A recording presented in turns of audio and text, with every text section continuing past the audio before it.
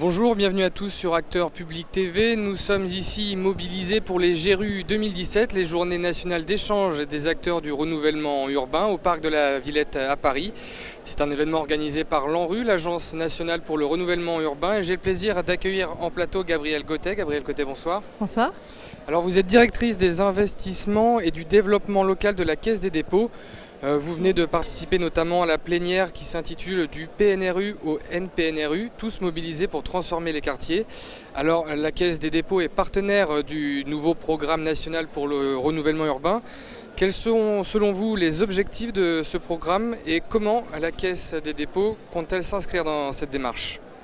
La Caisse des dépôts est un partenaire historique de renouvellement urbain. Plus particulièrement sur ce programme, elle a l'ambition de consacrer, elle a l'engagement de consacrer entre 2014 et 2020 quelques 500 millions d'euros, une bonne partie en crédit d'ingénierie, 90 millions d'euros sur la période, mais beaucoup en investissement direct ou indirect via des SEM ou des sociétés d'investissement régionales. Dans deux domaines, dans un domaine qui concerne la création d'investissements immobiliers, commerce, pieds d'immeubles, résidences, services seniors, rénovation des écoles, maisons de santé pluridisciplinaires, tout ce qui concerne, au-delà du logement, l'activité économique et la vie des quartiers, mais également, elle a l'ambition de consacrer une bonne partie de ses moyens à la création d'emplois.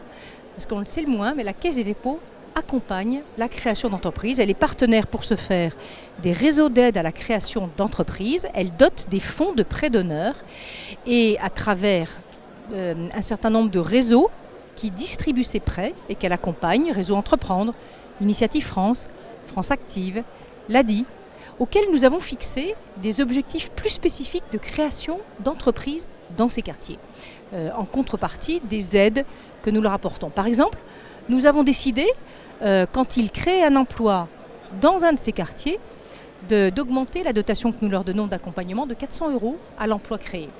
Et nous avons le plaisir de constater que ces quartiers sont souvent plus prolixes et plus riches en création d'emplois que par habitant que la moyenne nationale.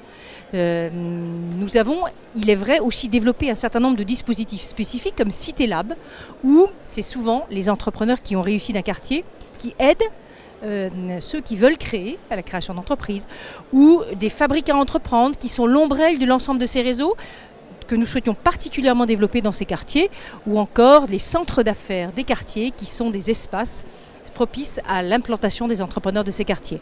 Voilà ce que nous souhaitons faire, en co-investissement souvent avec l'ANRU et en co-investissement toujours avec d'autres investisseurs privés.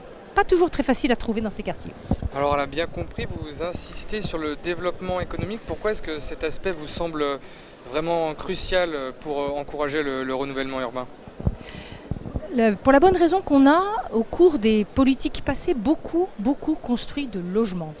Et on a, en ce faisant, peut-être accentué trop de façon et ghettoisé un certain nombre d'habitants de ces quartiers en les parquant dans ces logements, sans se préoccuper de faire en sorte que ces quartiers soient pour eux des lieux de vie, où non seulement ils habitent, mais où ils travaillent. Donc on a transformé un certain nombre de ces quartiers en cités dortoirs.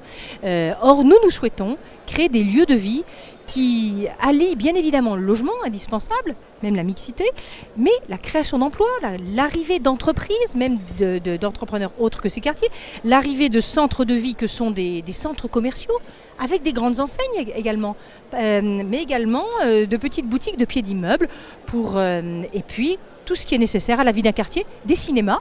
Nous avons un certain nombre de multiplex qui marchent très bien, Saint-Chamond, à Roubaix, dans ces quartiers politiques de la ville, donc de loisirs, de vie, de centres de santé, de résidences services seniors quand les gens veulent y passer et se sentent bien dans ces quartiers, et pas uniquement de logement à un moment de leur vie.